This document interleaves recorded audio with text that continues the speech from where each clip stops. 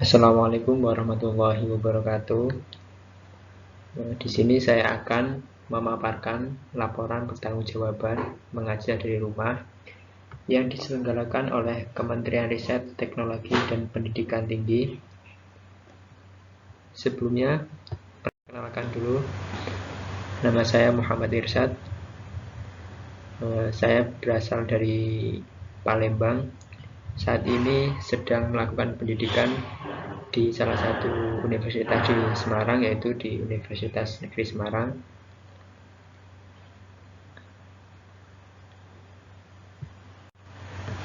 Pada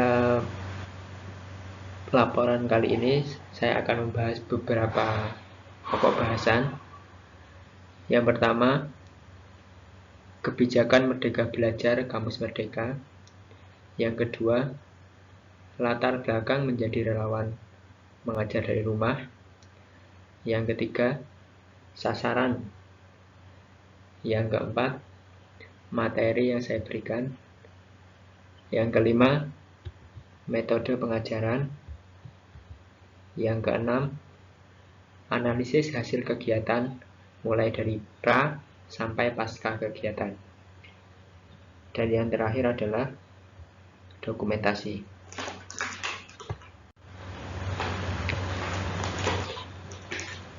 Sebelumnya saya akan menjelaskan tentang kebijakan Merdeka Belajar Kampus Merdeka. Merdeka Belajar atau Kampus Merdeka ini merupakan salah satu kebijakan dari Menteri Pendidikan dan Kebudayaan, yaitu Bapak Nadiem Makarim. Di salah satu program kerjanya itu adalah kebijakan Merdeka Belajar Kampus Merdeka. Maksudnya itu adalah setiap mahasiswa itu memiliki hak belajar 3 semester di luar program studi program utamanya. Ada beberapa program utama yang ditawarkan dari kegiatan Merdeka Belajar ini, yaitu kemudahan pembukaan program studi baru.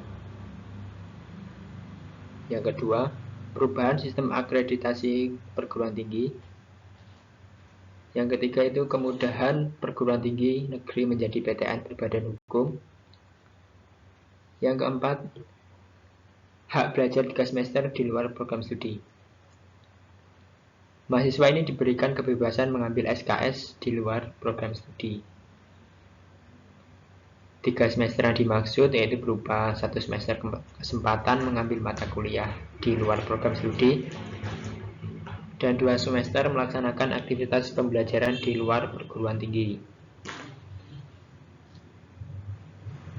Ada beberapa bentuk kegiatan belajar dari luar. Di antaranya itu melakukan magang, praktik kerja di industri atau tempat kerja lainnya, melaksanakan proyek pengabdian kepada masyarakat di desa,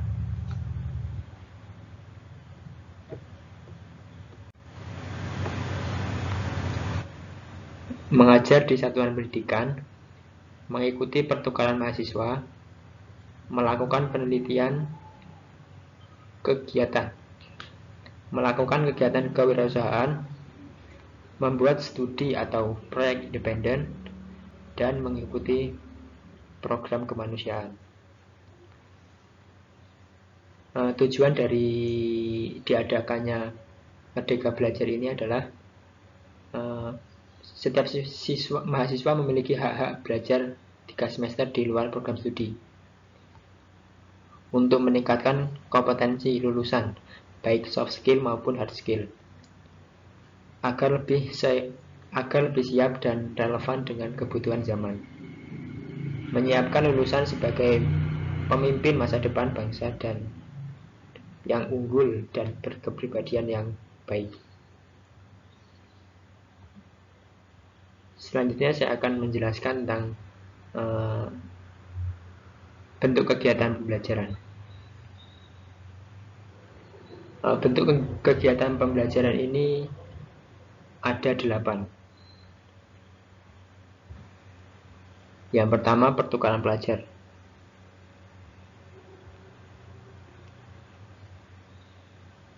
Saat ini pertukaran mahasiswa dengan full credit transfer sudah banyak dilakukan.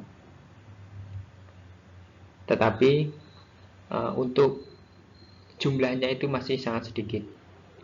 Oleh sebab itu, pemerintah melakukan kegiatan ini untuk meningkatkan jumlah pertukaran pelajar, khususnya yang untuk di luar negeri.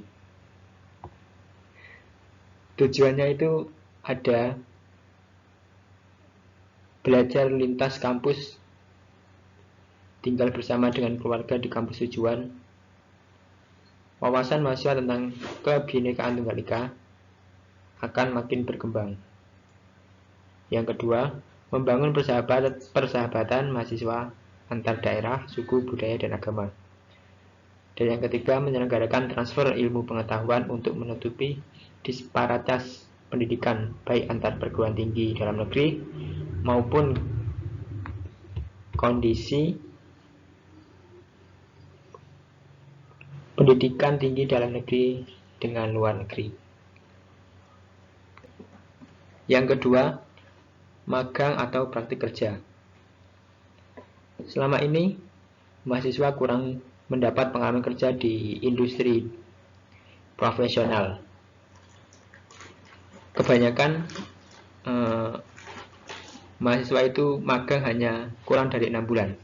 Sedangkan pada program ini, mahasiswa dituntut untuk magang selama 1-2 semester agar pengalaman mereka lebih terasa. Yang ketiga, asistensi mengajar di satuan pendidikan. Kualitas pendidikan dasar dan menengah di Indonesia masih sangat rendah.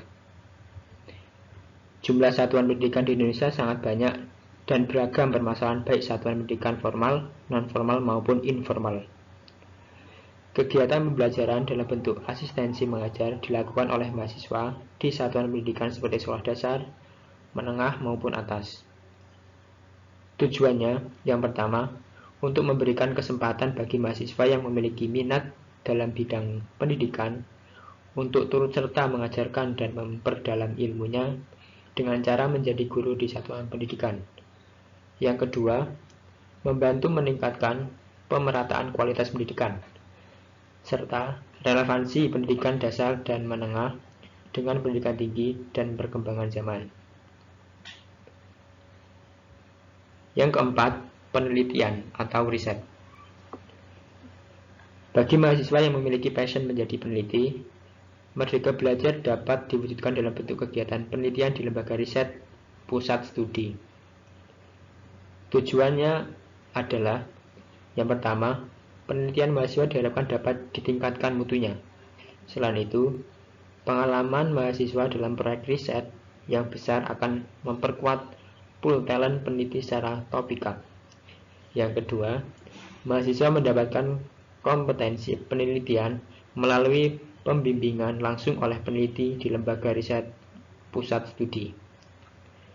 Yang ketiga, meningkatkan ekosistem dan kualitas riset di laboratorium dan lembaga riset Indonesia dengan memberikan sumber daya peneliti dan regenerasi peneliti sejak dini. Yang kelima, proyek kemanusiaan. Indonesia banyak mengalami bencana alam, baik berupa gempa bumi, erupsi, gunung berapi, tsunami, dan lain sebagainya. Selama ini perguruan tinggi banyak membantu mengatasi bencana melalui program-program kemanusiaan dengan melibatkan beberapa volunteer dan hanya berjangka pendek. Oleh sebab itu, dengan adanya proyek kemanusiaan ini diharapkan mahasiswa siap untuk menjadi penolong bagi masyarakat. Dan yang kedua, untuk melatih mahasiswa memiliki kepekaan sosial untuk menggali dan menyelami permasalahan yang ada, serta turut memberikan solusi sesuai dengan minat dan keahliannya masing-masing.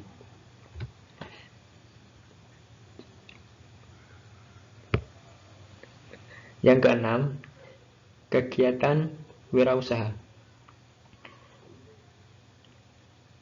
Berdasarkan Global Entrepreneurship pada tahun 2018, Indonesia hanya memiliki skor 21% wirausahawan dari berbagai bidang pekerjaan.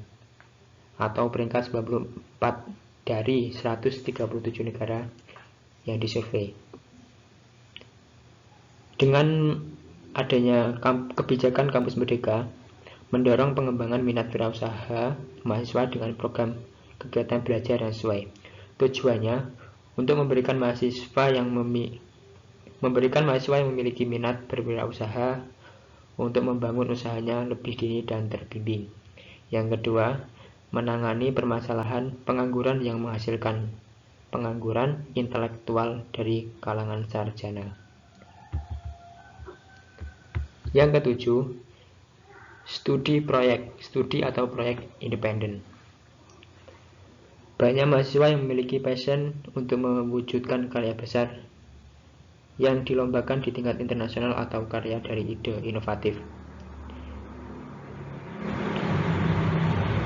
Perguruan tinggi atau fakultas juga dapat menjadikan studi independen untuk melengkapi topik yang tidak termasuk dalam jadwal perkuliahan, tapi masih tersedia dalam silabus program studi atau fakultas. Kegiatan ini dapat dilakukan dalam bentuk kerja kelompok lintas disiplin keilmuan. Tujuannya mewujudkan gagasan mahasiswa dalam mengembangkan produk inovatif yang menjadi gagasannya. Yang kedua, menyelenggarakan pendidikan berbasis riset dan pengembangan. Dan yang ketiga, meningkatkan prestasi mahasiswa dalam ajang nasional dan internasional. Dan yang terakhir, yang ke-8, yaitu membangun desa atau kuliah kerja nyata tematik. Kuliah kerja nyata tematik atau KKNT merupakan suatu bentuk pendidikan dengan cara memberikan pengalaman belajar kepada mahasiswa untuk hidup di tengah masyarakat di luar kampus, yang secara langsung bersama-sama masyarakat mengidentifikasi potensi dan menangani masalah sehingga diharapkan mampu mengembangkan potensi desa atau daerah dan meramu solusi untuk masalah yang ada di desa. Tujuannya untuk kehadiran mahasiswa selama 6-12 bulan dapat memberikan kesempatan kepada mahasiswa untuk memanfaatkan ilmu pengetahuan, teknologi, dan keterampilan yang dimiliki, bekerjasama dengan banyak pemangku kepentingan di lapangan. Yang kedua, membantu percepatan pembangunan di wilayah pedesaan bersama dengan Kementerian Desa.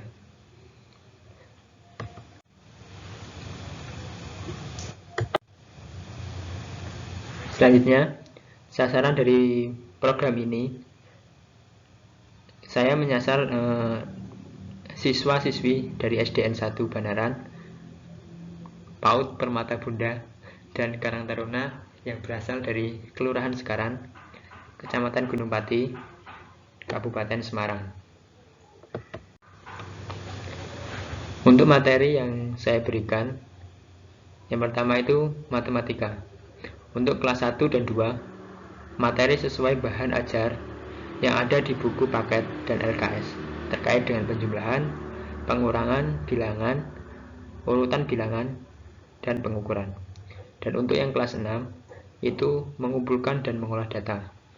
Sedangkan untuk mata pelajaran agama, untuk kelas 1, saya mengajarkan tentang kisah Nabi dan Rasulnya. Untuk yang kelas 2, saya mengajarkan tentang kejujuran dan keikhlasan. Untuk kelas 4, saya memberikan materi untuk menghafal dari surat Al-Falaq dan Al-Ikhlas. Sedangkan untuk Karang Taruna, saya memberikan materi tentang pelatihan pembuatan abon pepaya. Sedangkan untuk anak-anak PAUD, saya memberikan materi baca dan tulis. Metode pengajaran. Dalam metode pengajaran ini saya menggunakan 2 metode. Yang pertama, onsite dan door to door. Metode onsite merupakan suatu metode yang diterapkan dengan cara melakukan pendampingan belajar kepada siswa-siswi SD setempat sesuai dengan alamat domisili secara langsung atau tatap muka. Akan tetapi meskipun demikian, kegiatan pembelajaran dilakukan dengan peraturan-peraturan sebagai berikut. Yang pertama, tetap memakai masker. Yang kedua, jaga jarak. Dan yang ketiga, menjaga kebersihan tangan. Untuk metode kedua yaitu door to door.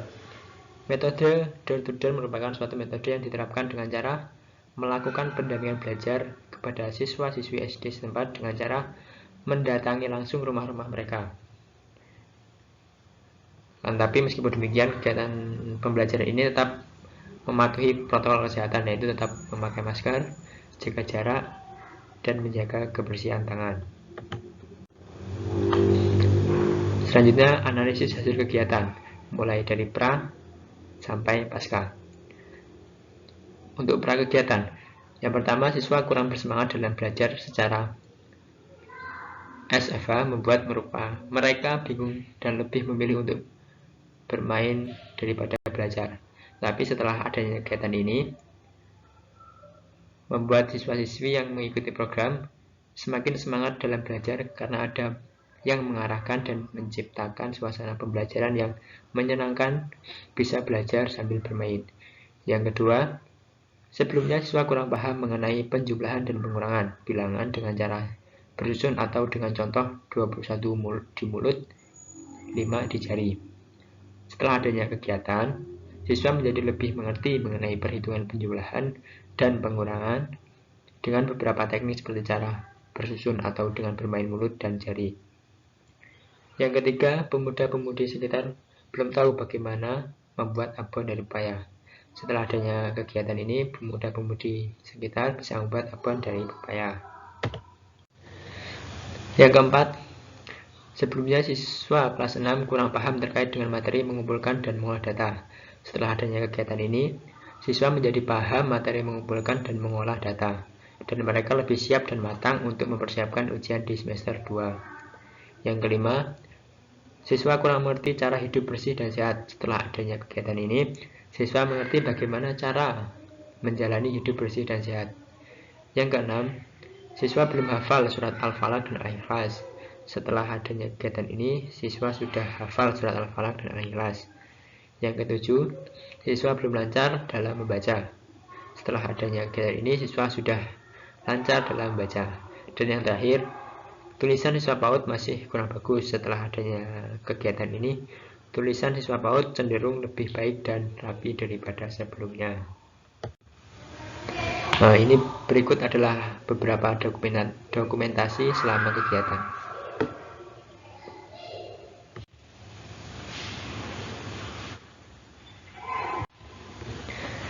Terima kasih. Terima kasih sebelumnya. Saya akhiri. Assalamualaikum warahmatullahi wabarakatuh.